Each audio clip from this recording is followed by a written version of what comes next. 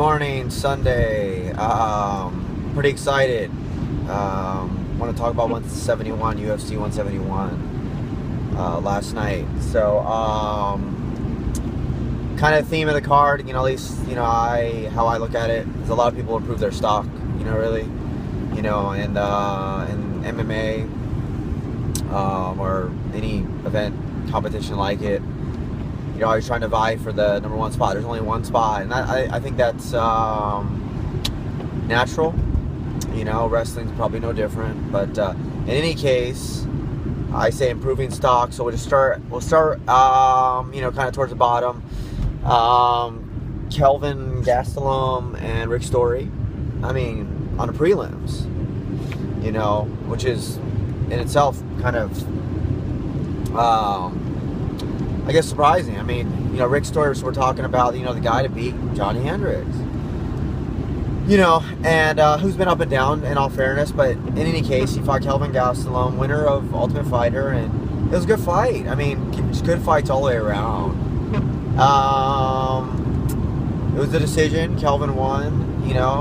Cool thing was that was kind of a, tied kind of thing going into the third round. So, whoever won that round won the fight, and Kelvin came out on top. So he impressed me. I'll just summarize it that way. He's a young guy. He's, he missed weight. He looked big. He looked huge. But he made weight on his second attempt. So he's got the chops. He's got the chops to hang. So improving stock-wise, he wasn't ranked.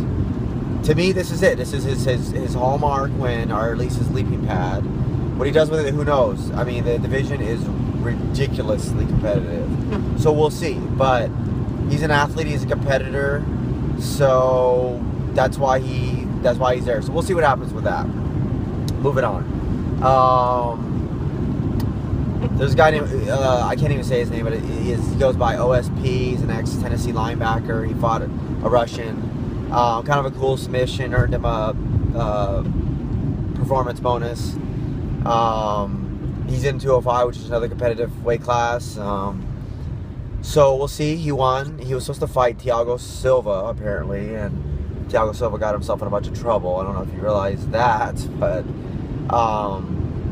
he won, and we'll see. I don't, I usually like to think that wrestlers kind of dominate the sport, but so a football player, who knows?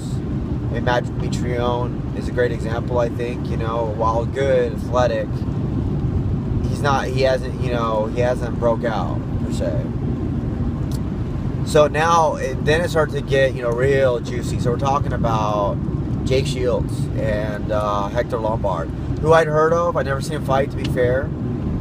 Had been fighting at 85. Guy's been around. Let's just say that. I guess I should have heard of him.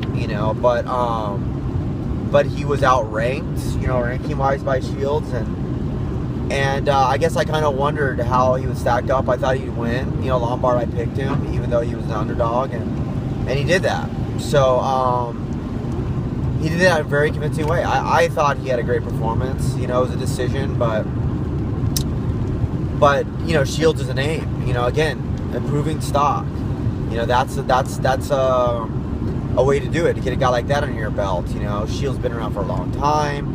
Had Shields won, they would have an even harder time right now deciding who the number one contender is. And I'll tell you, they have a tough time, as you'll learn when we talk about the rest of the fights. But judo Olympian, apparently Lombard is. He kind of tossed around Shields. He just outclassed Shields. That's just reality of life. I've never been a big Shields guy. I think his stand-up is terrible, but he's a grinder. He does what it takes to win, and so this is a big step for Lombard. So yeah, moving on. Yeah, Diego Sanchez, Miles Jury, which was a fight that on paper looked amazing. Didn't turn out to be so much. It was an upset. Miles Jury was unranked. So again, we're talking about moving up in the world. Diego's another guy, been around a long time. Love to watch him fight. If you get a guy that goes toe-to-toe with him, it's very entertaining. But if the guy refuses to do it, as Miles did, then Diego's kind of a fish out of water. He was completely outclassed. He got picked apart. He got pieced up, as Miles said. And You know, the thing about Miles is I got another solid performance that I'm impressed by. Another, hallmark win for him, another leaping pad win. But it's like, as my buddy and I were talking about, like Bisping last night, Michael Bisping, out of all people.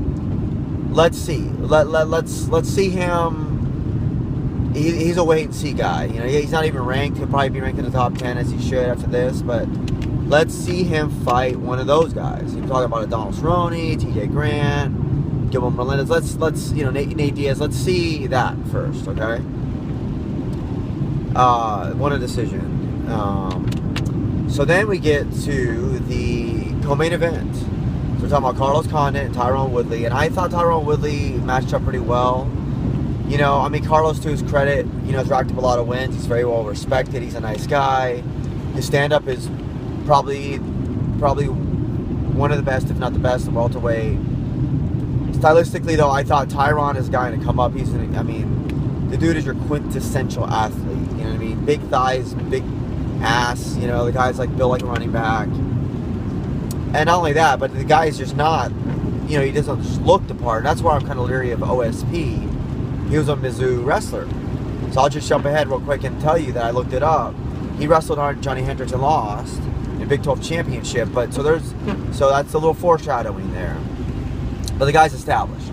But not only that, he's won. He earned himself a fight, beat Josh Koscheck, and earned himself into the fight. So long story short, they ended up stopping the fight because he ended up taking Carlos down with a textbook nice double leg and tore his ACL or something. And I don't think it kicked in because Carlos got up, and so they're exchanging, and Tyron spun him around with a knee kick that you thought, the knee that he kicked was broken, or the ACL, but it turns out it was the other knee that had been damaged earlier as he spun him around with a kick.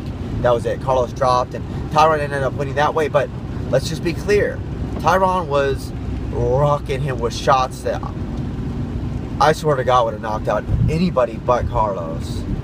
And while Carlos was game, he was fighting back. To me, Tyron not only won impressively, and should not lose any credit, but to me, if you want to talk about the next contender to the welterweight, I will just say that stylistically, Tyron matches up the best, and this is why. We'll get straight to it. We're talking about the main event. Johnny Hendricks, Robbie Lawler for the vacant welterweight title. GSP just stepped down. It's the first time, in years that, that someone's been able to win that belt as far as not having to beat GSP.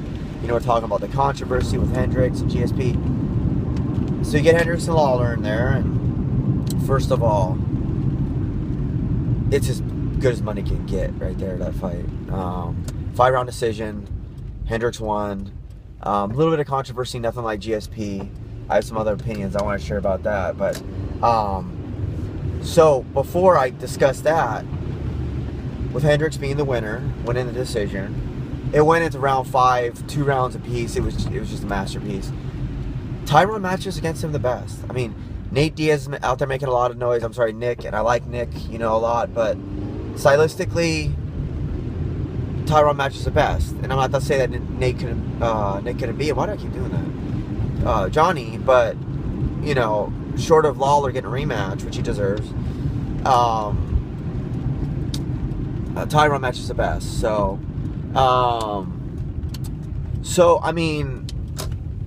back to the main event. What an unbelievable matchup. Johnny looked like he was just going to dominate. It looked like, I worried about, Lawler's age, and, he's got a lot of tenure, but he's got a lot of age. Only being a year older than Johnny, but been around a long time. Johnny's an NCAA, guy, so he's got, his athleticism, his makeup, is going to end up bode well for longevity. Whereas a guy like Lawler who's been getting punched in the face for the past 12 years, I worried about it. For all of 2 rounds, it looked like that was going to be the case. And I was a little disappointed. I just as a fan, I wanted to see, a matchup. Next thing you know, rounds 3 and 4 come around, and it was amazing. Lawler he almost knocked out Johnny, and so big stand-up fight. They're both on their feet the whole time. Johnny Hendricks has never been worked over like that. He was completely damaged. He won the belt, but he's completely damaged. I mean, all that talk about GSP and this and that. I mean, now you in the seat, you didn't finish Lawler, and Lawler looked stellar. He earned my respect. Not that he should have had to, but he did. I'm sold. So Johnny, Lawler Robbie almost knocked him out in rounds 3 and 4, and as I mentioned, it came down to round 5. And in all fairness, Johnny won the belt. You can see, I watched the post-fight press conference. You can see how dejected Robbie was, but it is what it is. You know what I mean? Just like the GSP fight, you knew the fight was on the line in round 5, and the champion came out and did what champions do, which is did enough. He won the round. Lawler looked out on his feet, in round 5, and you kind of knew. It was disappointing as well as Lawler fight throughout the the whole 5 rounds, but Johnny earned the belt. So stacked card. The welterweight division is wide open now that GSP is gone. As a fan, I couldn't be happier. I soaked in everything, pre-fight, post-fight, the card, you name it. So that's the long and short. That's the summary, if you will. I could go on for hours, with a card like this.